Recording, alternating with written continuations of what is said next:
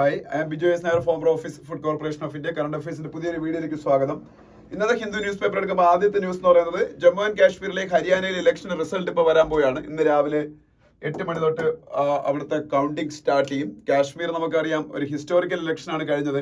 ഇന്ത്യക്ക് ഫ്രീഡം കിട്ടിയതിനു ശേഷം Jammu and കാശ്മീരിന് article 370 എന്ന് പറയുന്ന ഒരു സ്പെഷ്യൽ പവർ ഉണ്ടായിരുന്നു. അവരുടെ മറ്റ് ഇന്ത്യൻ സ്റ്റേറ്റുകൾക്ക് ഇല്ലാത്ത കുറെ സ്പെഷ്യൽ പവേഴ്സ് കൊടുത്തിരുന്നു ആർട്ടിക്കിൾ 370 മുഖേന ജമ്മു ആൻഡ് കാശ്മീർ. അതുപോലെ ആർട്ടിക്കിൾ 35A എന്ന് പറഞ്ഞ മറ്റൊരു കോൺസ്റ്റിറ്റ്യൂഷണൽ ആർട്ടിക്കിളും ജമ്മു ആൻഡ് കാശ്മീരിന് കുറെ സ്പെഷ്യൽ പവേഴ്സ് കൊടുത്തു. അതൊക്കെ എടുത്ത് മാറ്റി 2019 ശേഷം നടക്കുന്ന ആദ്യത്തെ ഇലക്ഷൻ 2014 കാശ്മീരിൽ ഇലക്ഷൻ നടന്നതിന് ശേഷം 2024 ഇലക്ഷൻ നടക്കുന്നത്. അതായത് after 1 decade Jammu and Kashmir has witnessed an election, and the outcome of the same election will be announced today, and many of the exit polls are predicting a hung assembly in Jammu and Kashmir. അപ്പോൾ അതാണ് Jammu and Kashmir. Haryana is another North Indian state. It is part of Hindi heartland. Yesterday also I spoke about it, and all exit polls are predicting a landslide victory for Congress in Haryana, and if it happens, this will be the second victory for Congress in Hindi heartland states after Himachal Pradesh എന്ന് പറയുന്ന state Congress ആണ് rule ചെയ്യുന്നത്. സുഖ്വീന്ദർ സിംഗ് സുഖു എന്ന് പറഞ്ഞ chief minister. അതിനുശേഷം കോൺഗ്രസിന് ചിലപ്പോൾ ഹരിയാനയിൽ ഒരു ചീഫ് മിനിസ്റ്റർ ഉണ്ടായേക്കും. അപ്പൊ അതിന്റെ റിസൾട്ട് ഇപ്പം നമുക്ക് ഉടനെ അറിയാം. ഇപ്പോൾ 7:45 കഴിഞ്ഞു, 8 o'clock ആകുമ്പോൾ തൊട്ട് കൗണ്ടിങ് സ്റ്റാർട്ട് ചെയ്യും. പിന്നെ ഇത് എനിക്ക് ഇത്രയേ പറഞ്ഞുതരാൻ അറിയാവുള്ളൂ. കാരണം ഇനി ഫിസിക്സിന്റെയും കെമിസ്ട്രിയുടെയും കൂടെ നോബൽ പ്രൈസ് അനൗൺസ് ചെയ്യാണ്ട്. ഒരു വർഷം 6 നോബൽ പ്രൈസസ് ആണ് അനൗൺസ് ചെയ്യുന്നത് എന്ന് എല്ലാവർക്കും അറിയാമായിരിക്കും. അതായത് ആദ്യം ഇത് മെഡിസിനുള്ള നോബൽ പ്രൈസ് അനൗൺസ് ചെയ്യും. അതിനുശേഷം ഫിസിക്സും കെമിസ്ട്രിയും ഒക്കെ അനൗൺസ് ചെയ്തതിനു ശേഷം എക്കണോമിക്സും ലിറ്ററേച്ചറും പീസിനുള്ള നോബൽ പ്രൈസ് അനൗൺസ് ചെയ്യും. അപ്പോൾ എക്കണോമിക്സ്, ലിറ്ററേച്ചർ, പീസ് ഒക്കെ അനൗൺസ് ചെയ്യുമ്പോൾ നമുക്ക് ഡീറ്റെയിൽ ആയിട്ട് ഡിസ്കസ് ചെയ്യാൻ പറ്റും. കാര്യം അതിനെക്കുറിച്ചൊക്കെ എനിക്ക് അത്യാവശ്യം നന്നായിട്ട് പറഞ്ഞുതരാൻ അറിയാം. പക്ഷേ ഈ എസ്പെഷ്യലി ഈ മെഡിസിൻ്റെ ഒക്കെ നോബൽ പ്രൈസ് അനൗൺസ് ചെയ്യുമ്പോൾ അതിനെക്കുറിച്ച് എന്തെങ്കിലും ഡീറ്റെയിൽഡ് ആയിട്ട് ഡിസ്കസ് ചെയ്യാനുള്ള കാര്യങ്ങൾ എനിക്ക് അറിയാത്തതുകൊണ്ട് ഇന്നത്തെ ഹിന്ദുവിലെ ഫസ്റ്റ് എഡിറ്റോറിയൽ ഡിസ്കസ് ചെയ്യാൻ എനിക്ക് നിർവാഹമില്ല. ഇന്നത്തെ ഹിന്ദുവിന്റെ ഫസ്റ്റ് എഡിറ്റോറിയൽ ഇതിനെക്കുറിച്ചാണ്. ഇനി നാളെയും മറ്റന്നാളും ഒക്കെ എല്ലാ ദിവസവും നോബൽ പ്രൈസ് അനൗൺസ് ചെയ്ത് കഴിയുമ്പോൾ അതിനെക്കുറിച്ചായിരിക്കും ഹിന്ദുവിലെ എഡിറ്റോറിയൽ ഒരെണ്ണം. അപ്പോൾ ഇനി 6 days 6 നോബൽ പ്രൈസസ് അനൗൺസ് ചെയ്യും. അതിന്റെ എഡിറ്റോറിയലായിരിക്കും ഹിന്ദുവിൽ വരുന്നത്. അതിൽ പലതും ചിലപ്പോൾ എനിക്ക് ഡിസ്കസ് ചെയ്യാൻ പറ്റാൻ ചാൻസ് കുറവാണ്. കാരണം ഈ സബ്ജക്റ്റുകളെ കുറിച്ച് എനിക്ക് വലിയ അറിവില്ലാത്തതുകൊണ്ട്. അപ്പോൾ എന്തായാലും ഞാൻ പറഞ്ഞ 6 നോബൽ പ്രൈസസ് ആണുള്ളത്. ഫിസിക്സിന്, കെമിസ്ട്രിക്ക്, മെഡിസിന്, ഒപ്പം എക്കണോമിക്സിന്, ലിറ്ററേച്ചറിന്, പീസിന്. മാത്തമെറ്റിക്സിന് നോബൽ പ്രൈസ് ഇല്ല. മാത്തമെറ്റിക്സിലെ നോബൽ പ്രൈസിന് ഇക്വലന്റ് ആയിട്ടുള്ള അവാർഡിന്റെ പേര് ഏബൽ പ്രൈസ് എന്നാണ്. ABEL Abel prize. ഇതാണ് പൊതുവെ മാത്തമെറ്റിക്സിലെ നോബൽ പ്രൈസ് എന്ന് കൺസിഡർ ചെയ്യുന്നത്. ABEL അതറിഞ്ഞിരിക്കുക.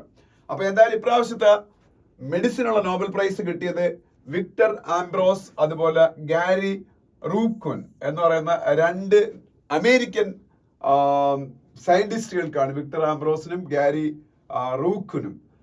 അവർക്ക് എന്തിനാണെന്ന് വെച്ചാല് മൈക്രോ RNA കണ്ടുപിടുത്തത്തിന് ആണ് ആ നോബൽ പ്രൈസ് കിട്ടിയത്. നോബൽ അക്കാഡമി ഇന്നലെ അനൗൺസ് ചെയ്തപ്പോൾ they were awarded the prestigious prize for the discovery of micro RNA and its role in post transcriptional gene regulation. അത് എന്താണെന്ന് അറിയാവുന്നതിനെ കുറിച്ച് കൂടുതൽ വായിച്ചു നോക്കുക. അപ്പൊ മൈക്രോ RNA കണ്ടുപിടുത്തമാണ് ഇവര് ഈ നോബൽ പ്രൈസിലേക്ക് നയിച്ചത്. പിന്നെ മറ്റൊരു കാര്യം എന്ന് പറയുന്നത്, with Maldives facing a forex crunch, India gives $750 million currency swap agreement. ഞാൻ പറഞ്ഞു മുഹമ്മദ് മൊയ്സു മാൽദീവ്സിന്റെ പ്രസിഡന്റ് ഇന്ത്യയിൽ ഇനി 4 ദിവസത്തേക്കുണ്ട്. അദ്ദേഹം ഇന്ത്യ ഔട്ട് ക്യാമ്പയിനിങ് ഒക്കെ നടത്തിയാണ് മാൽദീവ്സിൽ അധികാരത്തിൽ വന്നതെന്നും ഫസ്റ്റ് മാൽദീവ്സിന്റെ പ്രസിഡന്റുമാരെല്ലാം ഇന്ത്യയിലേക്കാണ് വിസിറ്റ് നടത്തുന്നതെങ്കിലും ഈ മുഹമ്മദ് മൊയ്സു മറ്റ് സ്ഥലങ്ങളിലൊക്കെ 3-4 രാജ്യങ്ങളിലേക്ക് വിസിറ്റ് ചെയ്തതിനു ശേഷം ഇന്ത്യയിലേക്ക് വരുന്നത്. പക്ഷെ ഇന്ത്യയുടെ അടുത്ത് വന്നിട്ട് ഇപ്പോ മുഹമ്മദ് മൊയ്സുന്റെ എല്ലാ കൊമ്പും ഒടിഞ്ഞാണ് നിൽക്കുന്നത്. കാര്യം അത്രത്തോളം Maldives is under severe financial crisis. So they are depending on India now to overcome or tide over of that crisis. അപ്പോൾ അതിന്റെ ഭാഗമായിട്ട് ഒരുപാട് കാര്യങ്ങൾ അവർ കുറെ ക്രെഡിറ്റ് ലൈനൊക്കെ ഇന്ത്യയിൽ നിന്ന് ആവശ്യപ്പെട്ടേക്കാണ്. ഓൾറെഡി മാൽദീവ്സ് നമ്മൾ കുറെ ക്രെഡിറ്റ് ലൈനൊക്കെ കൊടുത്തിട്ടുണ്ട്. ഇനി കൊടുക്കുമായിരിക്കും. അതിനെക്കുറിച്ച് കൺസിഡറേഷൻസ് എക്സ്റ്റൻസീവ് ലെവലിൽ ഇന്ത്യയുടെ ഗവൺമെന്റ് നടത്തും എന്ന് പറയുന്നുണ്ട്. പക്ഷേ ഇതിൽ മേജറായിട്ട് പറഞ്ഞേക്കുന്ന ഒരു സംഭവം $750 million കറൻസി സ്വാപ്പ് എഗ്രിമെന്റ് ഉണ്ടാക്കിയതാണ്. 750 million എന്ന് പറയുമ്പം 10,000 കോടി രൂപയെ കൂടുതൽ വരും. അപ്പം അത് ഈ കറൻസി സ്വാപ്പ് എഗ്രിമെന്റ് എന്ന് പറഞ്ഞ രാജ്യങ്ങൾ തങ്ങൾ, ഇന്ത്യ പല രാജ്യങ്ങളുമായിട്ട് കറൻസി സ്വാപ്പ് എഗ്രിമെന്റ് ഉണ്ടാക്കാറുണ്ട്. എന്ന് പറഞ്ഞാൽ അതിന്റെ അർത്ഥം ഈ ബയലാട്രൽ ട്രേഡ് ഒക്കെ നടത്തുമ്പോഴാണ് കൂടുതലും അതിന്റെ ഗുണം എന്ന് പറയുന്നത്. അപ്പം സാധാരണ നമ്മൾ ഒരു ഇന്റർനാഷണൽ കറൻസിയിലായിരിക്കും എപ്പോഴും ട്രേഡ് നടത്തുന്നത്. ഇപ്പൊ ഡോളറിലായിരിക്കും ഇന്റർനാഷണൽ ട്രേഡ് ഒക്കെ നടക്കുന്നത് വേറെ രാജ്യങ്ങളുമായിട്ട്. പക്ഷെ ഒരു രാജ്യത്തിന് വേറൊരു രാജ്യമായിട്ട് കറൻസി സ്വാപ്പ് എഗ്രിമെന്റ് ഉണ്ടെങ്കിൽ അവരവരുടെ കറൻസിയിൽ അങ്ങോട്ടും ഇങ്ങോട്ടും ട്രേഡ് നടത്താൻ പറ്റും. വേണമെങ്കിൽ ഇന്ത്യൻ കറൻസിയിൽ തന്നെ മാൽദീവ്സിന് നമുക്ക് പൈസ കൊടുക്കാം, മാൽദീവ്സിൽ തിരിച്ചു വേണമെങ്കിൽ ഇന്ത്യൻ കറൻസിയിലും പൈസ തരാം, അങ്ങനെയും ചെയ്യാം. അതല്ലെങ്കിൽ ഇന്ത്യൻ കറൻസിയിൽ മാൽദീവ്സിന് പൈസ കൊടുക്കുന്നു, മാൽദീവ്സ് അവരുടെ കറൻസിയിൽ ഇന്ത്യക്ക് പൈസ തിരികെ തരുന്നു. അപ്പൊ ഇത് ഏറ്റവും കൂടുതൽ ഗുണം ആർക്കായിരിക്കും എന്ന് വെച്ചാൽ മാൽദീവ്സിനാണ് ഇതിന്റെ ഗുണം. അതിന്റെ കാരണം ഞാൻ പറഞ്ഞുതരാം. എപ്പോഴും ഈ ഇന്ത്യയെക്കാളും എക്കണോമിക് സ്ട്രെങ്ത് കുറഞ്ഞ രാജ്യങ്ങളായിരിക്കും മിക്കവാറും ഒക്കെ ഇന്ത്യയായിട്ട് കറൻസി സ്വാപ്പ് എഗ്രിമെന്റ് ഉണ്ടാക്കി ഞാൻ കണ്ടുള്ള ശ്രീലങ്കയ്ക്കും മാൽദീവ്സിനും ബംഗ്ലാദേശിനും ഒക്കെ ഇന്ത്യയായിട്ട് കറൻസി സ്വാപ്പ് എഗ്രിമെന്റ് ഉണ്ട്. അപ്പൊ അതിന്റെ ഗുണം അവരെ സംബന്ധിച്ച് ഈ രാജ്യങ്ങൾക്കെല്ലാം ഫോറിൻ എക്സ്ചേഞ്ച് റിസർവ് കുറവാണ്. ഈ ഫോറിൻ എക്സ്ചേഞ്ച് റിസർവ് അല്ലെങ്കിൽ വിദേശ നാണയ കരുതൽ ശേഖരം എന്ന് പറയുന്നത് പൊതുവെ ഡോളറിലാണ്. അപ്പൊ ഈ ഫോറിൻ എക്സ്ചേഞ്ച് റിസർവ് ഡിപ്ലീറ്റഡ് ആയിട്ട് നിൽക്കുന്ന രാജ്യങ്ങളാണ് ഇവരെല്ലാവരും. അപ്പൊ ഇന്ത്യയായിട്ട് കറൻസി സ്വാപ്പ് എഗ്രിമെന്റ് എസ്പെഷ്യലി മാൽദീവ്സിന് മിക്കുള്ള സാധനങ്ങളെല്ലാം കൊടുക്കുന്നത് ഇന്ത്യയാണ്. അപ്പൊ അവരുടെ സാധനങ്ങളെല്ലാം ഇന്ത്യയിൽ നിന്നാണ് അവർ വാങ്ങുന്നത് മിക്കവാറും. അപ്പം അവർ ഈ ഫോറിൻ എക്സ്ചേഞ്ച് റിസർവ് അവർ സൂക്ഷിച്ചു വെച്ചേക്കുന്നത് പിന്നീട് ഇന്ത്യക്ക് അപ്പൊ കൊടുക്കേണ്ട ആവശ്യം വരത്തില്ല. പകരം അവരുടെ കറൻസിയിൽ തന്നെ അവർക്ക് ഇന്ത്യയുമായിട്ട് ട്രേഡ് നടത്താം. അപ്പൊ ഇതിൽ എപ്പോഴും ഒരു പ്രീ ഡിറ്റർമിൻഡ് റേറ്റിലായിരിക്കും ഈ കറൻസി സ്വാപ്പ് എഗ്രിമെന്റ് സൈൻ ചെയ്യുന്നത്. അതായത് ഈ ഫോറിൻ എക്സ്ചേഞ്ചിലെ വാല്യൂല് വരുന്ന ഫ്ലക്ച്വേഷൻസ് ഇതിന് ബാധകമായിരിക്കത്തില്ല മിക്കവാറും ഒക്കെ. അപ്പം ഈ ഡോളറിന്റെ അല്ലെങ്കിൽ ഇന്ത്യൻ രൂപയുടെ ഒക്കെ മൂല്യത്തിലൊക്കെ വർധനമൊക്കെ ഉണ്ടായ കോടികളുടെ നഷ്ടം ഈ പറഞ്ഞ മാൽദീവ്സിനുണ്ടാവും. അല്ലെങ്കിൽ ഏത് രാജ്യമാണ് കറൻസി സ്വാപ്പ് എഗ്രിമെന്റ് ഉണ്ടാക്കുന്നത് അതൊക്കെ ഒഴിവായി കിട്ടും. അതായത് ഒരു പ്രീ ഡിറ്റർമിൻഡ് റേറ്റിലായിരിക്കും ഈ കറൻസി സ്വാപ്പ് എഗ്രിമെന്റ് രാജ്യങ്ങൾ തമ്മിൽ ഉണ്ടാക്കുന്നത്. അപ്പം ഫോറിൻ എക്സ്ചേഞ്ച് റിസർവ് എടുത്ത് ഉപയോഗിക്കേണ്ട ആവശ്യം വരത്തില്ല ഈ കറൻസി സ്വാപ്പ് എഗ്രിമെന്റ് ഉണ്ടാക്കി കഴിഞ്ഞാൽ. അപ്പോൾ ഒന്നാമത് മാൽദീവ്സിന് currency already foreign exchange reserve dollar ശേഖരമൊക്കെ ഒട്ടും ഇല്ലാത്തൊരവസ്ഥയാണ്.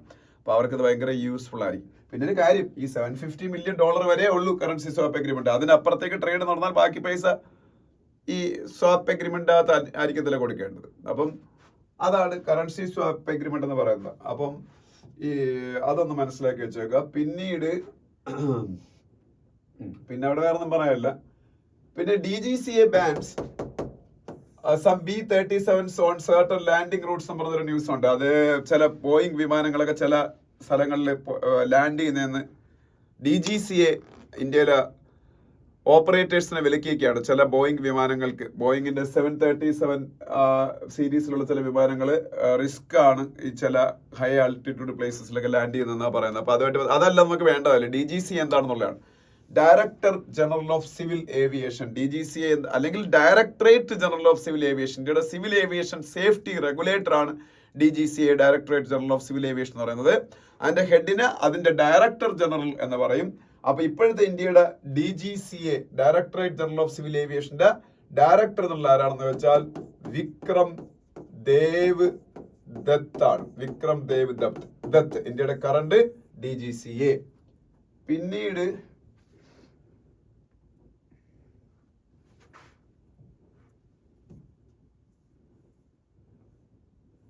അവിടെ വേറെ ഒന്നും പറയാനില്ല. നെക്സ്റ്റ് പേജിലേക്ക് പോവാം. നെക്സ്റ്റ് പേജിൽ പോകുമ്പോൾ ഇനി ഇലക്ഷൻ നടക്കാൻ പോണ 2 സ്റ്റേറ്റുകളുണ്ട്. ഇപ്പൊ ഇലക്ഷന്റെ റിസൾട്ട് വരാൻ പോണ 2 സ്ഥലങ്ങളാണ് ജമ്മു ആൻഡ് കാശ്മീരിലും ഹരിയാനയിലും. ഞാൻ ഇപ്പൊ പറഞ്ഞു. ഇനി ഇലക്ഷൻ നടക്കാൻ പോണ 2 സ്റ്റേറ്റുകളാണ് ജാർഖണ്ഡും മഹാരാഷ്ട്രയും. അപ്പൊ അതുമായിട്ട് ബന്ധപ്പെട്ട ന്യൂസുകളായിരിക്കും ഇനി കൂടുതലും വരാൻ പോകുന്നത്. ജാർഖണ്ഡിലെ മഹാരാഷ്ട്രയിലെ ഇലക്ഷന് ഡേറ്റ് അനൗൺസ് ചെയ്തിട്ടില്ല. But election commission of India will announce it very soon. So hectic political activities are going on both these states. അപ്പം ഈ ജാർഖണ്ഡുമായിട്ട് ബന്ധപ്പെട്ട് ഒരു ന്യൂസ് ഉണ്ട്. JMM എന്ന് പറഞ്ഞ പാർട്ടിയാണ് അവിടെ ഭരിച്ചുകൊണ്ടിരിക്കുന്നത്. ഇന്നലെ നിങ്ങളുടെ പറഞ്ഞു. JMM എന്ന് പറഞ്ഞാൽ ജാർഖണ്ഡ് മുക്തി മോർച്ചയാണ്. ഒരു ട്രൈബൽ ബേസ്ഡ് പാർട്ടിയാണ്. അപ്പൊ ആ പാർട്ടിയുടെ ലീഡറാണ് അവിടുത്തെ ഇപ്പോഴത്തെ ചീഫ് മിനിസ്റ്റർ ഹേമന്ത് സോറൻ. പിന്നെ ഇന്ത്യയുടെ യൂണിയൻ മിനിസ്റ്റർ ശിവരാജ് സിംഗ് ചൗഹാൻ പറഞ്ഞേക്കുന്നു BJP ജാർഖണ്ഡിൽ അധികാരത്തിൽ വന്നാൽ അവിടെ NRC നടപ്പാക്കും എന്ന്. NRC എന്താണെന്ന് അറിഞ്ഞിരിക്കണം. National registry of citizens. NRC അല്ലെങ്കിൽ നാഷണൽ രജിസ്ട്രി ഓഫ് സിറ്റിസൺസ് എന്ന് പറയുന്ന സംഭവം ഇന്ത്യയിൽ ഒറ്റ സ്റ്റേറ്റിൽ ഇംപ്ലിമെന്റ് ചെയ്തിട്ടുള്ളത്. ആ സ്റ്റേറ്റ് എന്ന് പറയുന്ന അസാമാണ്. അത് illegal infiltration from Bangladesh happened from the year of 1970s തൊട്ടല്ല, അതിനു മുമ്പേ ഇല്ലീഗൽ ഇൻഫിൽട്രേഷൻ ബംഗ്ലാദേശിൽ നിന്ന് ആസാമിലേക്ക് ഒരുപാട് നടന്നിട്ടുണ്ട്, ബംഗാളിലേക്കും നടന്നിട്ടുണ്ട്, ജാർഖണ്ഡിലേക്കും നടന്നിട്ടുണ്ടെന്നാണ് പറയുന്നത്. അപ്പോൾ ബംഗ്ലാദേശിനാണല്ലോ ഇന്ത്യയായിട്ട് ഏറ്റവും കൂടുതൽ ലാൻഡ് ബൗണ്ടറി ഉള്ള രാജ്യം എന്ന് പറയുന്നത്. ബംഗ്ലാദേശിന് ഇന്ത്യയായിട്ട് ഏറ്റവും കൂടുതൽ ലാൻഡ് ബൗണ്ടറി ഉള്ള രാജ്യമാണ്. അപ്പൊ ഈ ആസാമില് NRC നടപ്പാക്കിയത് 71 ശേഷം ഇന്ത്യയിലേക്ക് കടന്നു വന്ന ഇല്ലീഗലായിട്ടുള്ള ബംഗ്ലാദേശികളെ ഇന്ത്യയിൽ നിന്ന് പുറത്താക്കാൻ വേണ്ടിയിട്ട് സുപ്രീം കോർട്ട് പറഞ്ഞിട്ടാണ് NRC നടപ്പാക്കിയ നാഷണൽ രജിസ്ട്രി ഓഫ് സിറ്റിസൺസ്. അപ്പോൾ ഏതെങ്കിലും ഒരു എക്സാമിന് ഇന്ത്യയിൽ NRC നടപ്പാക്കിയ ഏക സ്റ്റേറ്റ് ഏതാണെന്ന് വെച്ചാൽ അസാമാണ്. പക്ഷേ ഈ ജാർഖണ്ഡിൽ ഞാൻ പറഞ്ഞു ഒരുപാട് ഇല്ലീഗൽ ഇമിഗ്രേഷൻ നടന്നിട്ടുണ്ട്. അപ്പോൾ അവരെയും അവിടെയും ഈ NRC നടപ്പാക്കുമെന്നാണ് BJP പറയുന്നത്. ഓക്കെ, പിന്നെ അതറിഞ്ഞിരിക്കുക. പിന്നെ തമിഴ്നാടില് ഇപ്പൊ ഞാൻ ഇന്നലെ അതിനെക്കുറിച്ച് ഡിസ്കസ് ചെയ്തായിരുന്നു. ഒരു 15 ലക്ഷം പേരോളമാണ് മരീന ബീച്ചിൽ എയർഫോഴ്സ് ഡേയുടെ ഭാഗമായിട്ട് ഉള്ള എയർ ഷോ കാണാൻ വന്നത്. അതിൽ തിക്കിലും തിരക്കിലും ഒക്കെ പെട്ട് 2-3 പേര് മരിച്ചുപോയി. അതൊരു വലിയ ഇപ്പം വിഷയമായിരിക്കുകയാണ്. അപ്പൊ അതിനെക്കുറിച്ചൊരു ന്യൂസ് കാണാം. പിന്നെന്താണ്, അത്രയേ ഉള്ളൂ ആ പേജില്. അതിനടുത്ത പേജിലേക്ക് പോകുമ്പോ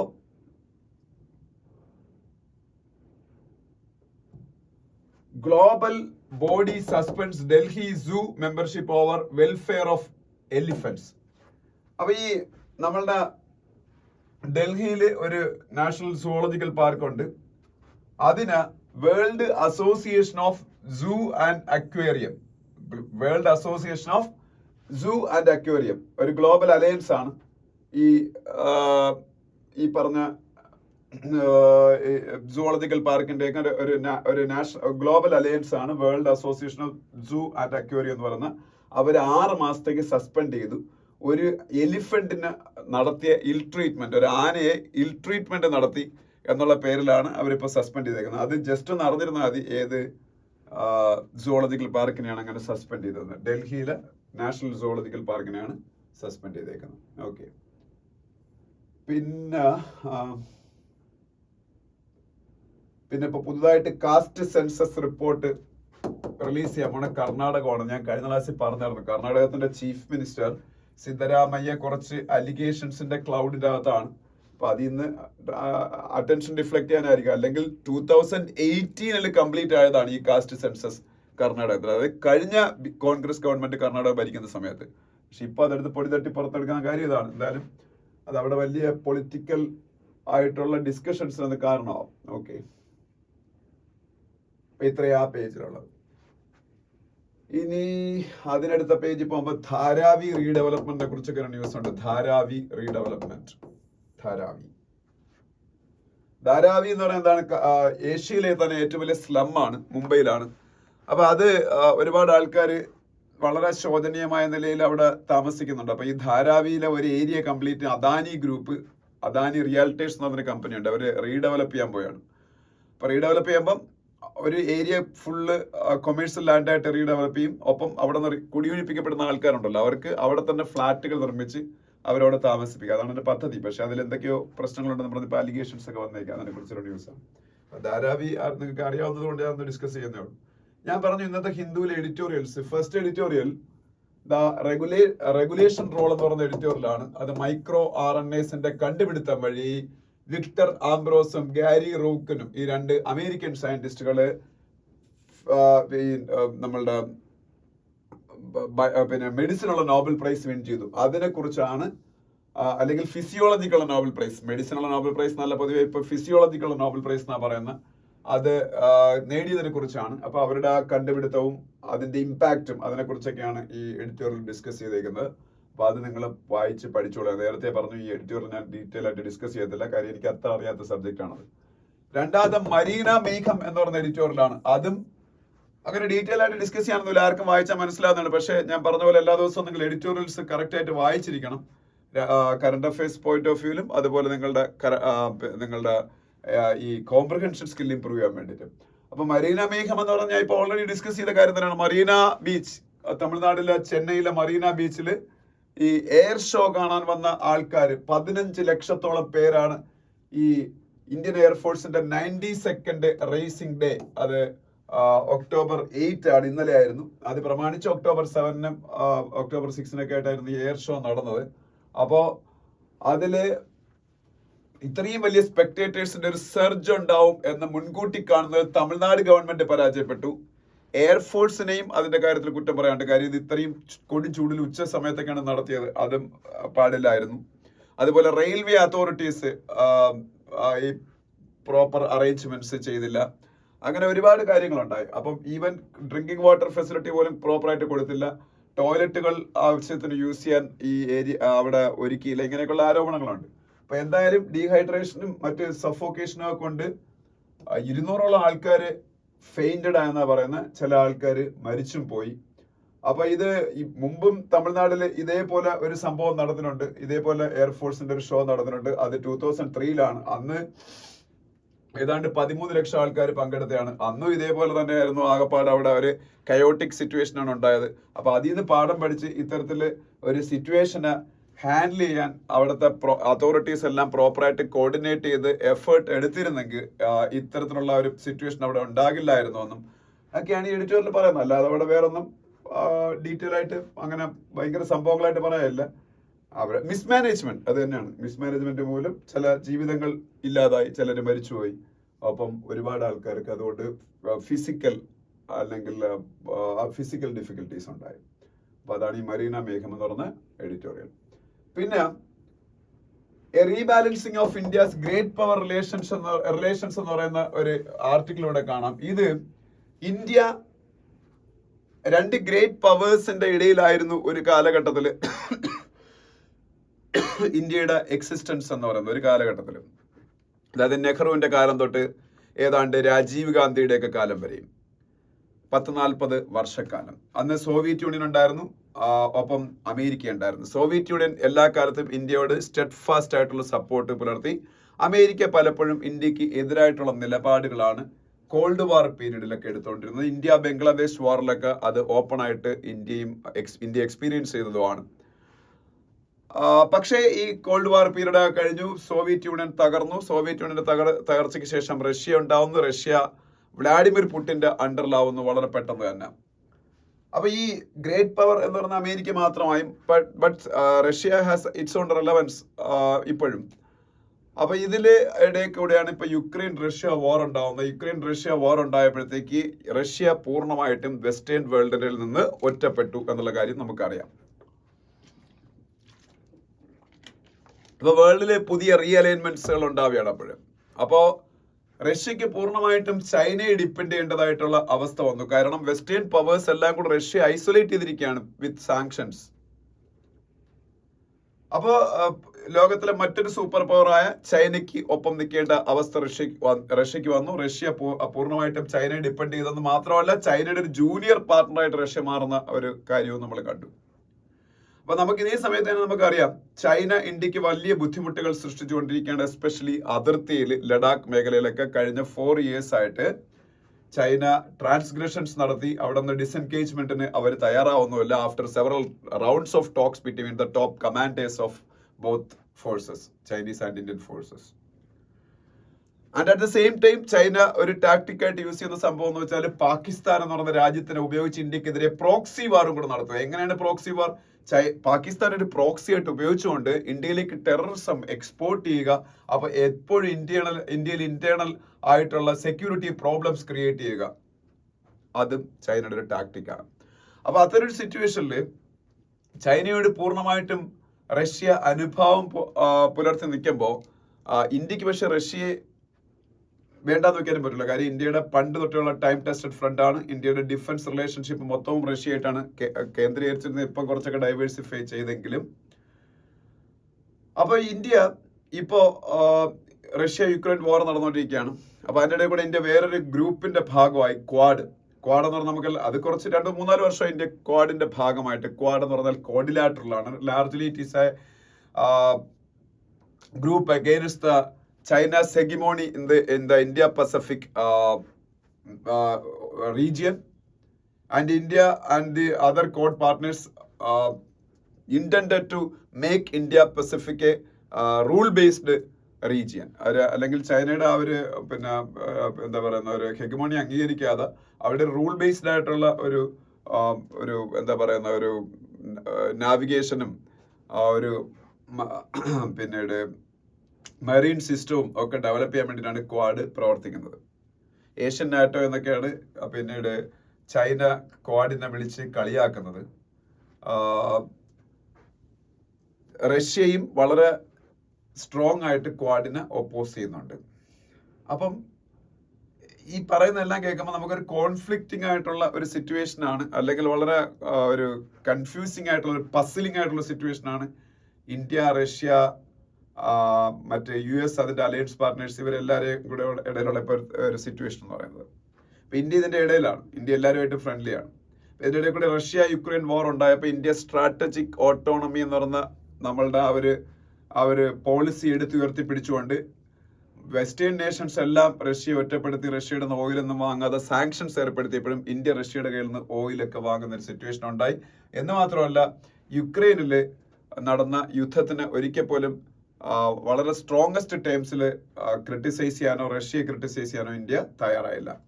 അപ്പൊ ഇതൊക്കെ കൊണ്ടായിരിക്കണം ഇന്ത്യ ഇപ്പോ ഈ മൊത്തം അമേരിക്കയൊക്കെ ഒന്ന് പ്ലീസ് ചെയ്യാനും റഷ്യയുമായിട്ടുള്ള ഇന്ത്യയുടെ ബന്ധം റീകാലിബ്രേറ്റ് ചെയ്യാനും ഒക്കെ വേണ്ടി ഇന്ത്യ റഷ്യ യുക്രൈൻ വാറിന്റെ തീർക്കാൻ വേണ്ടിയിട്ടുള്ള ഒരു മീഡിയേറ്റർ ആയിട്ട് ഇറങ്ങാൻ തീരുമാനിച്ചു. അപ്പോൾ അതിന്റെ ഭാഗമായിട്ട് നരേന്ദ്രമോദി, ഇന്ത്യയുടെ പ്രൈം മിനിസ്റ്റർ, ജൂലൈയിൽ റഷ്യ വിസിറ്റ് ചെയ്യുന്നു. അതിനുശേഷം ഓഗസ്റ്റിൽ യുക്രൈന് വിസിറ്റ് ചെയ്യുന്നു. ഒപ്പം മോഡിയുടെ റൈറ്റ് ഹാൻഡ് മാനായ ഇന്ത്യയുടെ national security adviser Ajit Doval Russia ഇപ്പോൾ ബ്രിക്സ് സമ്മിറ്റിന്റെ ഭാഗമായിട്ട് ബ്രിക്സിന്റെ നാഷണൽ സെക്യൂരിറ്റി അഡ്വൈസേഴ്സിന്റെ മീറ്റിംഗ് റഷ്യയിൽ വെച്ച് നടന്നു. അതിൽ പങ്കെടുക്കുന്നു. എന്നിട്ട് അദ്ദേഹം അത് കഴിഞ്ഞിട്ട് ഫ്രാൻസിൽ പോകുന്നു. ഫ്രാൻസിൽ പോയിട്ട് അവിടെ ചെന്ന് ഇമാനുവൽ മാക്രോൺ, ഫ്രാൻസിന്റെ പ്രസിഡന്റുമായിട്ട് ഈ പറഞ്ഞ റഷ്യയുടെ പ്രസിഡന്റുമായിട്ട് നടത്തിയ മീറ്റിങ്ങിലെ കാര്യങ്ങളൊക്കെ ധരിപ്പിക്കുന്നു. അങ്ങനെ വളരെ ആക്റ്റീവായിട്ടുള്ള റോൾ ഇന്ത്യ ഈ യുക്രൈൻ റഷ്യ വാർ തീർക്കാൻ വേണ്ടിയിട്ട് എടുക്കുന്നു. അത് എത്രത്തോളം സക്സസ്ഫുൾ ആകും എന്നുള്ള കാര്യത്തിലൊക്കെ എല്ലാവർക്കും സംശയമുണ്ട്. പക്ഷേ ഇന്ത്യക്ക് അതൊരു നെസസിറ്റി ആയിട്ട് മാറി. കാര്യം കഴിഞ്ഞ കുറേ വർഷങ്ങളായിട്ട് ഇന്ത്യ ഇന്റർനാഷണലി ഇന്ത്യയുടെ ഇൻഫ്ലുവൻസ് കൂടിയിട്ടുണ്ടെങ്കിൽ ഒരിക്കൽ പോലും വേൾഡിലെ കൺട്രീസ് തമ്മിലുള്ള പ്രോബ്ലംസ് തീർക്കാൻ ഒരു മീഡിയേറ്റർ ലെവലിലേക്ക് ഇന്ത്യ പോയിട്ടില്ല. പക്ഷേ ഇപ്പോൾ ഈ ഒരു റഷ്യ എന്ന് പറയുന്ന രാജ്യം ഇന്ത്യയുടെ ഇൻഡിസ്പെൻസിബിൾ പാർട്ണർ ആയതുകൊണ്ട് ഇന്ത്യക്ക് ഇത്തരത്തിലുള്ള ഒരു സിറ്റുവേഷനിലേക്ക് ഇന്ത്യ ചെന്നെത്തിയതാണ്. അപ്പോൾ അതിൽ ഒരു പക്ഷേ ഇന്ത്യ സക്സസ്ഫുൾ ആയേക്കും. ഒരുപാട് പ്രോബ്ലംസ് ഒക്കെ ഫേസ് ചെയ്യേണ്ടി വന്നാലും. അപ്പോൾ അതിൽ ഇന്ത്യ സ്വീകരിക്കേണ്ട മുൻകരുതലുകളെ കുറിച്ചൊക്കെയും ഈ ആർട്ടിക്കിളിൽ പറയുന്നുണ്ട്. ഇതാണ് ഈ ഒരു ആർട്ടിക്കിളിന്റെ ഒരു കണ്ടന്റ് എന്ന് പറയുന്നത്. അത് വായിച്ചു നോക്കുക. രണ്ടാമത്തെ unpacking the centres affidavit on marital rape എന്ന് പറയുന്ന ആർട്ടിക്കിൾ ഉണ്ട്. ഇത് ഡീറ്റെയിൽ ആയിട്ട് ഞാൻ ഡിസ്കസ് ചെയ്തില്ല. സംഭവം ഇത്രയേ ഉള്ളൂ.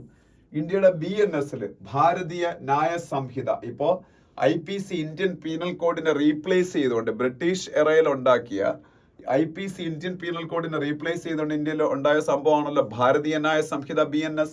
ഈ ഭാരതീയ ന്യായ സംഹിത BNS സെക്ഷൻ 63 എക്സെപ്ഷൻ 2 എന്ന് പറയുന്നൊരു സംഭവമുണ്ട്. സെക്ഷൻ 63 ഭാരതീയ ന്യായ സംഹിത സെക്ഷൻ 63 എക്സെപ്ഷൻ 2 എന്താണെന്ന് ചോദിച്ചാൽ മാരിറ്റൽ റേപ്പ് എക്സെപ്ഷൻ ആണ്. മാരിറ്റൽ റേപ്പ് എക്സെപ്ഷൻ, അതായത് ഒരാള് കല്യാണം കഴിച്ചിട്ട് അയാളുടെ ഭാര്യയെ റേപ്പ് ചെയ്താൽ, ഭാര്യയെ റേപ്പ് ചെയ്യുന്ന വെച്ചാൽ നിങ്ങളിപ്പോ ഈ കെട്ടിയോളാണ് എന്റെ മാലാഖ അങ്ങനെ കണ്ട ഒരു സിനിമയല്ലേ ആസിഫ് അലിയുടെ, ആ സിനിമയിൽ നിങ്ങൾ കണ്ടു കാണുമല്ലോ. അതാണ് മാരിറ്റൽ റേപ്പ് എന്ന് പറയുന്നത്. അതായത് ഇപ്പൊ ഒരു സ്ത്രീ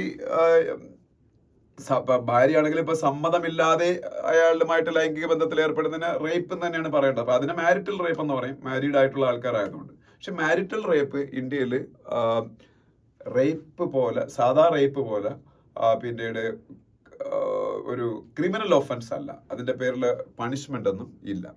അപ്പൊ ഈ മാരിറ്റൽ റേപ്പിന് ഇപ്പം ഭാരതീയ ന്യായ സംഹിതയ്ക്കകത്ത് തന്നെ സെക്ഷൻ 63 എക്സെപ്ഷൻ 2 എന്ന് പറയുന്ന ഒരു എക്സെപ്ഷൻ കൊടുത്തിട്ട് ഈ അതിന് പിന്നെ ക്രിമിനൽ ഒഫൻസ് അല്ല എന്ന് മാറ്റിയിട്ടുണ്ട്. ഇപ്പൊ ഇതിനെതിരെ കോടതിയിൽ കേസുണ്ട്. പബ്ലിക് ഇൻട്രസ്റ്റ് ലിറ്റിഗേഷൻ പോയിട്ടുണ്ട്. ഇതിന് ആന്റി കോൺസ്റ്റിറ്റ്യൂഷണൽ ആണെന്ന് പറഞ്ഞ് സ്ട്രൈക്ക് ഡൗൺ ചെയ്യണം എന്നും പറഞ്ഞു. അതായത് ഓൾറെഡി മാരിറ്റൽ റേപ്പ് എന്ന് പറയുന്ന ക്രിമിനൽ ഒഫൻസ് ആക്കണം എന്ന് സുപ്രീം കോടതിയിൽ ഒരു കേസ് നിൽപ്പുണ്ട്. അത് ഈ ബൃന്ദ കാരാട്ടൊക്കെയാണ് എന്റെ ബാക്കിൽ, നമ്മളുടെ CPM-ന്റെ ലീഡറായ. അപ്പൊ അത് ഓൾറെഡി അങ്ങനെ ഒരു കേസ് നിൽപ്പുണ്ട്. അതിന്റെ കൂടെയാണ് ഈ ഭാരതീയ ന്യായ സംഹിതയിലെ ഈ എക്സെപ്ഷൻ 2 ആയിരുന്നു സെക്ഷൻ 63. അപ്പൊ അതിന്റെ ഒരു അപ്രായോഗികതയെ കുറിച്ച് അല്ലെങ്കിൽ അതിലൊരു തെറ്റുകളെ കുറിച്ചൊക്കെയാണ് ശ്രദ്ധ ചൗധരി എന്ന് പറയുന്ന ഒരു ലോയർ. അപ്പം അവര് ഒരു വുമനാണ്. അവർ മാരിറ്റൽ റേപ്പ് ക്രിമിനൽ ഒഫൻസ് തന്നെയാണ്, അതുകൊണ്ട് അതിനെ ആന്റി കോൺസ്റ്റിറ്റ്യൂഷണൽ ആയിട്ട് കണ്ട് ഇതിനെ സ്ട്രൈക്ക് ഡൗൺ ചെയ്യണം എന്ന് വാദിച്ചുകൊണ്ട് എഴുതിയിരിക്കുന്ന ആർട്ടിക്കിളാണ് ഈ ഒരു സംഭവം എന്ന് പറയുന്നത്. അപ്പൊ ഇതില് സുപ്രീം കോടതിയിൽ സർക്കാർ ഇങ്ങനെ ഒരു കേസ് വരുമ്പോൾ സർക്കാരിന്റെ സ്റ്റാൻഡ് അഫിഡവിറ്റ് ആയിട്ട് കൊടുക്കും, സത്യവാങ്മൂലമായിട്ട്. സർക്കാരിന്റെ സ്റ്റാൻഡിൽ അവർ പറഞ്ഞു വെച്ചാൽ മാരിറ്റൽ റേപ്പ് ഒരിക്കലും ക്രിമിനൽ ഒഫൻസ് ആക്കാൻ പറ്റത്തില്ല. അതിന്റെ ഒരു കാര്യമായിട്ട് അവർ പറഞ്ഞു വെച്ചാൽ മാരേജ് എന്ന് പറഞ്ഞ സംഭവത്തില് ഈ ഇവിടെ അതിൽ പറയുന്നുണ്ട് റീസണബിൾ സെക്ഷൽ ആക്സസ് ഒരു എക്സ്പെക്ടേഷൻ ആണ്. ഇപ്പൊ ഞാനൊരു ഒരാളിനെ കല്യാണം കഴിക്കുമ്പോഴോ അല്ലെങ്കിൽ നിങ്ങൾ ആരും വേറൊരാളിനെ കല്യാണം കഴിക്കുമ്പോൾ ഒരു റീസണബിൾ എക്സ്പെക്ടേഷൻ ഓഫ് സെക്സ് എന്ന് പറയുന്നൊരു സംഭവം മാരേജിന്റെ അകത്തുണ്ട്. ഒരു പുരുഷനും സ്ത്രീക്കും തമ്മിൽ വേറെ ഒരു ബന്ധത്തിൽ അത് എക്സ്പെക്റ്റഡ് അല്ല, മാരേജിൽ മാത്രമാണ് അത് എക്സ്പെക്റ്റഡ്. ഇന്ത്യയിലെ കോണ്ടെക്സ്റ്റില് ഇപ്പൊ രണ്ടുപേരും റൊമാൻസിലാണെങ്കിൽ പോലും മാരേജിന് ശേഷം മാത്രമേ ആ റീസണബിൾ എക്സ്പെക്ടേഷൻ ഓഫ് സെക്സ് ഉണ്ടാകുന്നുള്ളൂ. അല്ലാതെ റൊമാൻസിൽ ഒരാള് ആയിരിക്കുന്ന സമയത്ത് ഒരു പെൺകുട്ടിക്ക് ഞാൻ കല്യാണം കഴിച്ചോളാം എന്നൊക്കെ പറഞ്ഞ് പ്രോമിസ് കൊടുത്തിട്ട് അയാളുമായിട്ട് സെക്സിൽ ഏർപ്പെട്ടാൽ ആ പെൺകുട്ടിക്ക് പരാതി ഉണ്ടെങ്കിൽ അത് റേപ്പാണ്. പരാതി ഉണ്ടെങ്കിൽ, പരാതി ഇല്ലേ കുഴപ്പമില്ല, കാര്യം മ്യൂച്വലി കൺസെന്റ് ഉണ്ടെന്നുണ്ടെങ്കിൽ കുഴപ്പമില്ല, അവര് പ്രായപൂർത്തിയായവരായതുകൊണ്ട്. അപ്പൊ ഈ മാരേജിൽ മാത്രം reasonable expectation of sexual access എന്ന് പറയുന്ന സംഭവം ഉണ്ട്. അപ്പൊ അതുകൊണ്ട് തന്നെ അത് ഡിനൈ ചെയ്യപ്പെടുമ്പോഴാണ് ഈ ഒരു റേപ്പ് എന്ന് പറയുന്ന സംഭവത്തിലേക്ക് പോകുന്നത്. അപ്പൊ അതുകൊണ്ട് അതിനൊരു ക്രിമിനൽ ഒഫൻസ് ആയിട്ട് കാണാൻ പറ്റത്തില്ല. ഇതൊരു അതുപോലെ അവര് വേറെന്തോ ഒരു കാര്യം പറയുന്നുണ്ട് ഇവിടെ.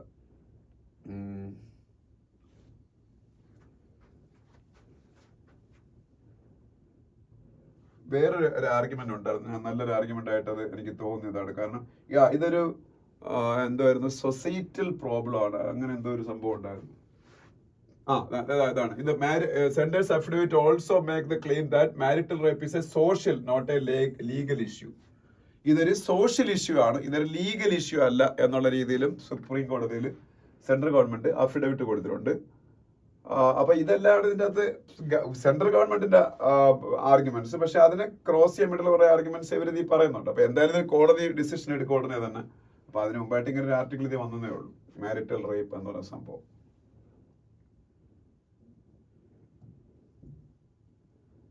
പിന്നെ അതിനടുത്ത പേജിൽ പോകുമ്പോൾ ഈ ടെക്സ്റ്റ് ആൻഡ് കോണ്ടെക്സ്റ്റ് പേജിൽ on casteist provisions in prison manuals. ഇത് ഞാൻ സത്യത്തില് കഴിഞ്ഞ ആഴ്ച ഈ കോടതിയിൽ നിന്ന് വിധി വരുമ്പോഴാണ് ഇങ്ങനെ ഒരു സംഭവം ഇന്ത്യയിൽ ഉണ്ടെന്ന് അറിയുന്നത്. എനിക്കറിയില്ലായിരുന്നു ഈ ഇന്ത്യയിലെ പ്രിസൺസിൽ ഈവൻ ഭയങ്കര പ്രോഗ്രസീവ് സ്റ്റേറ്റ് എന്ന് പറഞ്ഞാൽ കേരളത്തിലെ പോലും പ്രിസൺ മാനുവലിന്റെ അകത്ത് കാസ്റ്റ് ഡിസ്ക്രിമിനേഷൻ ഉണ്ടായിരുന്നു പറയുന്നത്. ചില ട്രൈബൽ ഗ്രൂപ്പുകളെയൊക്കെ നമ്മളുടെ ഈ പ്രിസൺ മാനുവലിന്റെ അകത്ത് പോലും ഹാബിച്വൽ ഒഫൻഡേഴ്സ് ആയിട്ടാണ് കണ്ടിരുന്നത്. ആദിവാസി വിഭാഗത്തിലൊക്കെ ഉള്ള ചില ആൾക്കാർ. പിന്നീട് ചില ഇപ്പൊ ആന്ധ്രാപ്രദേശിലെ ഏതൊക്കെയോ സ്റ്റേറ്റിലെ പ്രിസൺ മാനുവൽസിൽ ചില ആദിവാസി വിഭാഗത്തിലുള്ള ആൾക്കാരൊക്കെ അവർ രക്ഷപ്പെട്ട് പോകാൻ ശ്രമിക്കുന്നവരാണ് എന്ന് പറഞ്ഞാൽ അവരെ സ്റ്റീരിയോ ടൈപ്പ് ചെയ്തേക്കാണ്. അവർ അങ്ങനെയാണ്, അതുകൊണ്ട് അവർ ഇങ്ങനെയുള്ള സ്ഥലങ്ങളിലെ പാർപ്പിക്കാവുള്ളൂ. അതുപോലെ ഞാൻ കാസ്റ്റിന്റെ പേരൊന്നും പറഞ്ഞില്ല, കാസ്റ്റിന്റെ പേരൊക്കെ ഇതിൽ കൊടുത്തിട്ടുണ്ട്. ചില കാസ്റ്റിലുള്ള ആൾക്കാർക്ക് ഫുഡ് കുക്കിംഗ് പോലുള്ള സംഭവങ്ങൾ കൊടുക്കത്തില്ല. അത് ഈ ബ്രാഹ്മിൺ തടവുകാർക്കൊക്കെ മാത്രമാണ് പല സ്റ്റേറ്റിലും ഫുഡ് കുക്ക് ചെയ്യാനൊക്കെ ഉള്ള, അതായത് സവർണറായിട്ടുള്ള ആൾക്കാർക്ക് മാത്രമേ ഫുഡ് കുക്ക് ചെയ്യാനൊക്കെ ഉള്ള അവകാശം ജയിലുകളിലുള്ളത്. അത് കേരളത്തിലല്ല, ചില സ്റ്റേറ്റുകളിലൊക്കെ. പിന്നീട് കേരളത്തിലുണ്ട്, കേരളത്തിലെ ചില കാര്യങ്ങളോട് ചൂണ്ടിക്കാണിച്ചാണ് ഒരു ലേഡി അഡ്വക്കേറ്റ്, അവരുടെ പേര് സുകന്യ ശാന്ത എന്ന് പറഞ്ഞൊരു ലേഡി, ഈ കാസ്റ്റ് ഡിസ്ക്രിമിനേഷൻ അവസാനിപ്പിക്കണം, പ്രിസൺ മാനുവൽസ് എല്ലാം കാലാനുസൃതമായിട്ട് പിന്നീട് അത് മോഡേണൈസ് ചെയ്യണം എന്ന് പറഞ്ഞ് ഒരു കേസ് കൊടുത്തത്. അതിനാണ് സുപ്രീം കോടതി ഇപ്പോൾ വിധി വന്നേക്കുന്നത്. ചില കാസ്റ്റിലുള്ള ആൾക്കാരെ കൊണ്ടാണ് അവിടുത്തെ ക്ലീനിങ് ടോയ്ലറ്റുകളുടെ ക്ലീനിങ് പോലുള്ള ജോബുകൾ ചെയ്യിക്കുന്നത്. അങ്ങനെ ഇന്ത്യയിലെ മിക്കവാറുള്ള എല്ലാ സ്റ്റേറ്റുകളിലെയും പിന്നീട് ജയിലുകളിൽ കാസ്റ്റ് ഡിസ്ക്രിമിനേഷൻ ഉണ്ടായിരുന്നു. ഇന്ത്യൻ കോൺസ്റ്റിറ്റ്യൂഷന് പക്ക എഗെയിൻസ്റ്റ് ആണത്. എന്നിട്ട് പോലും, അതായത് ഈ നമ്മളുടെ കൊളോണിയൽ പീരീഡിൽ ബ്രിട്ടീഷുകാർക്ക് ഒരു ആക്ട് ഉണ്ടായിരുന്നു, ക്രിമിനൽ ട്രൈബ്സ് ആക്ട് 1871. ഈ ക്രിമിനൽ ട്രൈബ്സ് ആക്ട് 1871 ഈ പല ട്രൈബൽസിനെ ഹാബിച്വൽ ഒഫൻഡേഴ്സ് ആയിട്ട് ക്ലാസിഫൈ ചെയ്തേക്കുന്നത്. അത് ഇന്ത്യയിൽ എടുത്ത് കളഞ്ഞാണ്. എന്നിട്ട് പോലും അതിലുള്ള പറഞ്ഞിരുന്ന പല വിഭാഗങ്ങളെയും ക്രിമിനൽ ട്രൈബ്സ് ആയിട്ടൊക്കെ ഇപ്പോഴും കാണുന്നുണ്ട് ഇന്ത്യയിലെ പല ജയിൽ മാനുവലുകളിലും. ഇത് ഇപ്പം അതിന്റെ പേരിൽ ഇപ്പം ഞാൻ നേരത്തെ പറഞ്ഞ പോലെ ചില ഷെഡ്യൂൾ കാസ്റ്റ് കമ്മ്യൂണിറ്റിയുള്ള ആൾക്കാരെ കൊണ്ട് ടോയ്ലറ്റുകൾ ക്ലീൻ ചെയ്യിപ്പിക്കുന്ന ജോലികൾ കൊടുക്കുക, അവർക്ക് ആഹാരം ഉണ്ടാക്കാനുള്ള ജോലി കൊടുക്കാതിരിക്കുക, അങ്ങനെയൊക്കെ ഉള്ള പ്രശ്നം വരുമ്പോഴത്തേക്ക് ഇത് ഒരുപാട് കോൺസ്റ്റിറ്റ്യൂഷണൽ നോംസിന്റെ വയലേഷൻ ഉണ്ട്. 14ന്റെ വയലേഷൻ ആണ് റൈറ്റ് ടു ഇക്വാലിറ്റി, 14ന്റെ വയലേഷൻ, 15ന്റെ വയലേഷൻ ഉണ്ട് കാസ്റ്റിന്റെ ബേസിലുള്ള ഡിസ്ക്രിമിനേഷൻ, 15ന്റെ വയലേഷൻ, 17ന്റെ വയലേഷൻ ഉണ്ട് ഈ അൺടച്ചബിലിറ്റി, ഇത് അൺടച്ചബിൾ ആയിട്ടുള്ള ആൾക്കാരെ കൊണ്ട് ഫുഡ് ഉണ്ടാക്കിക്കൂല, അങ്ങനെയൊക്കെയുള്ള ഇതല്ലേ. അപ്പൊ 17ന്റെ വയലേഷൻ ഉണ്ട്. അപ്പൊ ഇതെല്ലാം കൺസിഡർ ചെയ്തുകൊണ്ട് സുപ്രീം കോടതി എത്രയും പെട്ടെന്ന് ഇന്ത്യയിലെ ജയിലുകളിൽ ഈ കാസ്റ്റ് ഡിസ്ക്രിമിനേഷൻ അവസാനിപ്പിക്കാനുള്ള നടപടികൾ സ്റ്റേറ്റ് ഗവൺമെന്റുകളും സെൻട്രൽ ഗവൺമെന്റും ചേർന്ന് എടുത്തോണമെന്ന് പറഞ്ഞേക്കുക. അതിനെക്കുറിച്ചൊരു ആർട്ടിക്കിളാണ്. നെക്സ്റ്റ് പേജ് വേണ്ട, അതിനടുത്ത പേജ് പോകുമ്പോൾ ഞാൻ എന്തായാലും നിങ്ങളുടെ പറഞ്ഞ തന്നെ left wing extremism is on its last legs. ഞാൻ പറഞ്ഞു ഇന്ത്യ റെഡ് കോറിഡോർ എന്നറിയപ്പെടുന്ന കുറെ സ്റ്റേറ്റുകളുണ്ട്. ആ സ്റ്റേറ്റുകളിലേക്ക് ചീഫ് മിനിസ്റ്റേഴ്സിന്റെ ഒക്കെ മീറ്റിംഗ് ഇന്നലെ അമിത്ഷാ ഇന്ത്യയുടെ ഹോം മിനിസ്റ്ററുടെ നേതൃത്വത്തിലുണ്ടായിരുന്നു. അപ്പൊ അതില് അദ്ദേഹം പറയുന്നുണ്ട്, അത് സത്യം തന്നെയാണ്, ഇന്ത്യയുടെ ഈ ലെഫ്റ്റ് വിങ് എക്സ്ട്രീമിസം അല്ലെങ്കിൽ മാവോയിസം എന്ന് പറയുന്നത് ഏതാണ്ട് അവസാനിച്ച മട്ടാണ്. ഓക്കെ, അവസാനിച്ചെന്നല്ല, അവസാനിക്കാറായി. ഞാൻ ഇന്നലെ കുറെ സ്റ്റേറ്റുകളുടെ പേരൊക്കെ പറഞ്ഞായിരുന്നു. ഛത്തീസ്ഗഡ്, മധ്യപ്രദേശ്, മഹാരാഷ്ട്ര, ഒഡീഷ, തെലങ്കാന, ബീഹാർ, ആന്ധ്രാപ്രദേശ്, ഇതെല്ലാം റെഡ് കോറിഡോറിന്റെ ഭാഗമാണ്.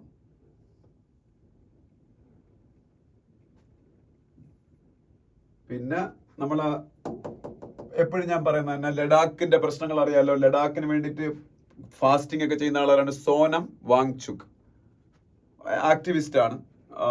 എന്താണ് ലഡാക്കുകാർക്ക് വേണ്ടത്? ഇന്ത്യൻ കോൺസ്റ്റിറ്റ്യൂഷന്റെ 6th ഷെഡ്യൂളിൽ ലഡാക്കിനെ ഇൻക്ലൂഡ് ചെയ്യുക, അങ്ങനെ അതിന് ട്രൈബൽ സ്റ്റേറ്റുകളുടെ പ്രൊട്ടക്ഷൻ കൊടുക്കുക, അങ്ങനെയുള്ള കാര്യങ്ങൾ അവർ ആവശ്യപ്പെടുന്നത്. പിന്നെ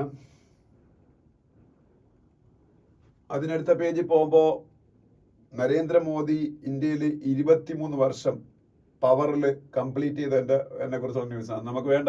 2001 ഒക്ടോബർ 7 മോഡി ഗുജറാത്തിന്റെ ചീഫ് മിനിസ്റ്റർ ആവുന്നത്. ഇന്നലെ ആയപ്പം 2024 ഒക്ടോബർ 7 ആയപ്പോൾ അദ്ദേഹം 23 വർഷമായിട്ട് കോൺസ്റ്റിറ്റ്യൂഷണൽ പൊസിഷനിൽ ഇരിക്കുകയാണ്. ഗുജറാത്തിന്റെ ചീഫ് മിനിസ്റ്ററായിട്ട് 13 വർഷം, ഇന്ത്യയുടെ പ്രൈം മിനിസ്റ്ററായിട്ട് 10 വർഷം കംപ്ലീറ്റ് ചെയ്തു.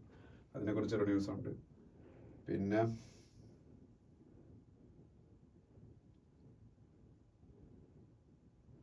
അതിനടുത്ത പേജിൽ പോകുമ്പോൾ ഇത് നമ്മൾ ഡിസ്കസ് ചെയ്ത കാര്യമാണ്. DGCA ban some B737s on low visibility landing routes. അത് ഞാൻ നേരത്തെ ഡിസ്കസ് ചെയ്ത കാര്യമാണ്. പിന്നെ nutrition support for TB patients hiked to ₹1,000 എന്ന് പറയുന്ന ന്യൂസ് കാണാം. അത് സംഭവം എന്ന് വെച്ചാൽ ഇന്ത്യയിൽ ഇങ്ങനെ ഒരു ഇതുണ്ട്, നിക്ഷയ് പോഷൻ യോജന. നിക്ഷയ് NI ഒരു ഹൈഫനിട്ട് KSHAY, നിക്ഷയ് പോഷൻ യോജന. ഇത് TB പേഷ്യൻസിന് മന്ത്ലി ഫിനാൻഷ്യൽ സപ്പോർട്ട് കൊടുക്കാനുള്ള ഒരു സംഭവമാണ്. അവർക്ക് നല്ല ഫുഡൊക്കെ വാങ്ങി കഴിക്കാനും ഒക്കെ, ന്യൂട്രീഷന്റെ ഒക്കെ കുറവ് TB പേഷ്യൻസിന് ഭയങ്കര പ്രോബ്ലം അല്ലേ. അപ്പം ഈ ന്യൂട്രീഷൻ അവര് നല്ല രീതിയിൽ ഇമ്പ്രൂവ് ചെയ്യാനൊക്കെ വേണ്ടിയിട്ട് അവർക്ക് മാസം തോറും 500 രൂപ വെച്ചാണ് കൊടുത്തോണ്ടിരുന്നത്. 500 രൂപ വെച്ച് അവർക്ക് എന്ത് ന്യൂട്രീഷൻ കിട്ടുക, അതിപ്പോ ₹1,000 ആയിട്ട് കൂട്ടി. അറിഞ്ഞിരിക്കുക, നിക്ഷയ് പോഷൻ യോജന എന്ന സ്കീമിന്റെ അണ്ടറിൽ TB പേഷ്യൻസിന് കൊടുത്തുകൊണ്ടിരുന്ന അവരുടെ മന്ത്ലി പേയ്മെന്റ് 500 നിന്ന് 1000 ആയിട്ട് ഇൻക്രീസ് ചെയ്തു. അതുപോലെ ഇന്ത്യയിൽ 2025 TB ഇറാഡിക്കേറ്റ് ചെയ്യുക എന്നുള്ള എൻ്റെ ഒരു ലക്ഷ്യം. അത് പറഞ്ഞിരിക്കുക 2025 is the year set by government of India to eradicate TB from India. And അതിനു വേണ്ടിയിട്ട് ഒരു സ്കീം ഉണ്ട്, അതിന്റെ പേര് പ്രധാനമന്ത്രി TB മുക്ത് ഭാരത് അഭിയാൻ എന്നാണ്. പ്രധാനമന്ത്രി TB മുക്ത് ഭാരത് അഭിയാൻ, പ്രധാനമന്ത്രി TB മുക്ത് ഭാരത് അഭിയാൻ. പിന്നെ ഇത് ഒരു പ്രൈവറ്റ് സംഭവമാണ്, എന്നാലും അറിഞ്ഞിരിക്കുക. India slipped on academic freedom index over the past decade. അതായത് ഒരു തിങ്ക് ടാങ്ക് ഉണ്ട്, ഫ്രീ ടു തിങ്ക് എന്ന് പറയുന്ന ഒരു think tank. Sorry, free to think എന്ന് പറയുന്ന തിങ്ക് ടാങ്ക് അല്ല, സ്കോളേഴ്സ് അറ്റ് റിസ്ക് എന്ന് പറയുന്ന ഒരു സംഘടനയുണ്ട്. Scholars at risk academic freedom monitoring project എന്ന് പറയുന്ന സംഘടനയുണ്ട്. Scholars at risk academic freedom monitoring project. അവരുടെ ഫ്രീ ടു തിങ്ക് 2024 എന്ന റിപ്പോർട്ടില് ഇന്ത്യയുടെ അക്കാഡമിക് ഫ്രീഡം മുമ്പ് 0.6 പോയിന്റ്സ് ആയിരുന്നു, ഇപ്പൊ 0.2 പോയിന്റ്സ് ആയിട്ട് കുറഞ്ഞു എന്നൊരു സംഭവം. അത് ഗവൺമെന്റ് ഓഫ് ഇന്ത്യയുടെ ഇടപെടൽ റിസർച്ചിലും സിലബസ് ഉണ്ടാക്കുന്നതിലും എല്ലാത്തിലും കൂടി അതുകൊണ്ടാണെന്നാണ് പറയുന്നത്. പക്ഷെ അത് ഒരു എക്സാമിന് ചോദിക്കാനും സാധ്യതയില്ല, കാര്യം അതൊരു പ്രൈവറ്റ് സംഘടനയാണ്, അവരുടെ ഒരു ഇൻഡെക്സ് ആണ്. പിന്നെ നമ്മള് ഇന്ത്യയിലെ ഡയബറ്റീസ് വരാനുള്ള ലീഡിങ് കാരണം അൾട്രാ പ്രോസസ്ഡ് ഫുഡിന്റെയും ഫാസ്റ്റ് ഫുഡിന്റെയും ഉപയോഗം ആണ് എന്ന് ഒരു സ്റ്റഡി വന്നേക്കുന്നു. ഇന്ത്യ വേൾഡിലെ ഡയബറ്റിക് ക്യാപിറ്റൽ എന്നറിയപ്പെടുന്ന രാജ്യം ഇന്ത്യയാണ്. India being the world's diabetic capital. Diabetic capital എന്നറിയപ്പെടുന്ന രാജ്യം, ലോകത്തിലെ ഡയബറ്റിക് ക്യാപിറ്റൽ എന്നറിയപ്പെടുന്ന രാജ്യം ഇന്ത്യയാണ്. അതിന്റെ കാരണം അവർ പറയുന്നുണ്ട് അൾട്രാ പ്രോസസ്ഡ് ആയിട്ടുള്ളതും അതുപോലെ ഫാസ്റ്റ് ഫുഡ് അതിന്റെ ഉപയോഗമാണ് ഡയബറ്റീസിന്റെ കൂട്ടാനുള്ള കാരണം എന്നാണ് ഇതൊരു പുതിയൊരു സ്റ്റഡി പറയുന്നത്. പിന്നെ ബിസിനസ് പേജിലേക്ക് പോകുമ്പോൾ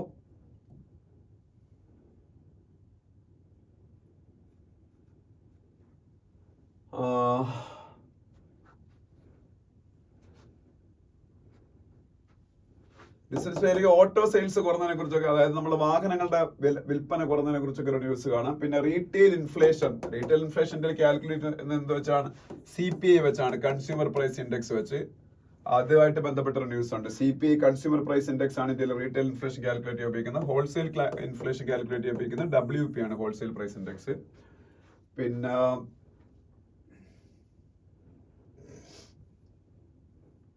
CERC എന്താണെന്ന് പറഞ്ഞിരിക്കുക. ഇന്ത്യയുടെ ഇലക്ട്രിസിറ്റി സെക്ടറിലെ റെഗുലേറ്റർ ആണ് CERC, central electricity regulatory commission CERC. ഇന്ത്യയുടെ ഇലക്ട്രിസിറ്റി ഫീൽഡ് റെഗുലേറ്റർ ആണ് CERC, central electricity regulatory commission അറിഞ്ഞിരിക്കുക. പിന്നെ ഇന്നലെ ഇസ്രായേൽ ഹമാസ് യുദ്ധം സ്റ്റാർട്ട് ചെയ്തതിന്റെ ഫസ്റ്റ് ആനിവേഴ്സറി ആയിരുന്നു October 7. അപ്പൊ അതിനെ കുറിച്ചുള്ള ഒരു ന്യൂസ് കാണാം.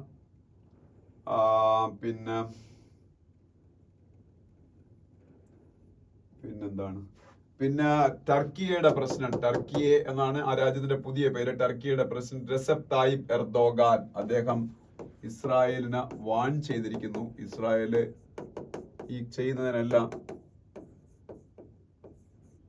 എർദോഗാൻ, ERDOGAN, എർദോഗാൻ, അവർ അതിന്റെ പ്രൈസ് പേ ചെയ്യേണ്ടി വരും. Israel will pay price for genocide എന്നൊക്കെ ഒരു ന്യൂസ് കാണാം. ഓക്കെ, അപ്പോ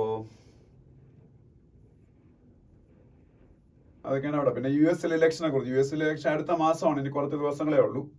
പിന്നെ ഇന്ത്യൻ ജിംനാസ്റ്റിക്സ് എന്ന് പറഞ്ഞാൽ നമുക്ക് ആദ്യം ഓർമ്മ വരുന്ന ഒറ്റ പേരേ ഉള്ളൂ, ദീപ കർമാക്കർ. അവര് റിട്ടയർ ആയി. കഴിഞ്ഞതിന്റെ അങ്ങേ ഒളിമ്പിക്സിൽ ഒരു ചെറിയ വ്യത്യാസത്തിൽ ബ്രോൺസ് മെഡൽ നഷ്ടപ്പെട്ട ആളാണ്. ജിംനാസ്റ്റിക്സിൽ പങ്കെടുക്കുന്ന ആദ്യത്തെ ഇന്ത്യൻ ഒളിമ്പ്യനാണ് ദീപ കർമാക്കർ. അവര് ദീപ കർമാക്കർ ഇപ്പൊ റിട്ടയർ ആയി. അതിനെ കുറിച്ചാണ്. ദീപ കർമാക്കർ ത്രിപുരക്കാരിയാണ്. ത്രിപുര എന്ന് പറഞ്ഞാൽ ഒരു സ്പോർട്സിലൊന്നും ഒരു ഇൻഫ്രാസ്ട്രക്ചറും ഇല്ലാത്തൊരു സ്റ്റേറ്റ് ആണ്. ആ സ്റ്റേറ്റിൽ നിന്ന് കടന്നു വന്ന് ഒളിമ്പിക്സിൽ പങ്കെടുക്കുന്ന ആദ്യത്തെ ഇന്ത്യൻ ജിംനാസ്റ്റ് ആയിട്ട് അവർ മാറി. ഫസ്റ്റ് ഒളിമ്പിക്സിൽ തന്നെ ബ്രോൺസ് മെഡലിന്റെ അരികിലെത്തിയിട്ട് നഷ്ടപ്പെട്ടവർക്ക്. അപ്പം അവര് റിട്ടയർ ആയതിനെ കുറിച്ചൊരു ന്യൂസ് കാണാം. പിന്നെ ബാക്കി ക്രിക്കറ്റിനെ കുറിച്ചാണ്. T20 വേൾഡ് കപ്പ് ഒക്കെ ഇപ്പം UAE നടന്നുകൊണ്ടിരിക്കുന്നതിനെ കുറിച്ചൊക്കെയാണ്. ഓക്കെ, അപ്പൊ ഇത്രയാണ് ഇന്നത്തെ ഹിന്ദു ന്യൂസ് പേപ്പറിൽ പ്രധാനപ്പെട്ട കാര്യങ്ങൾ നമ്മൾ ഡിസ്കസ് ചെയ്യാനുണ്ടായിരുന്നു. അപ്പൊ thank you so much for watching video.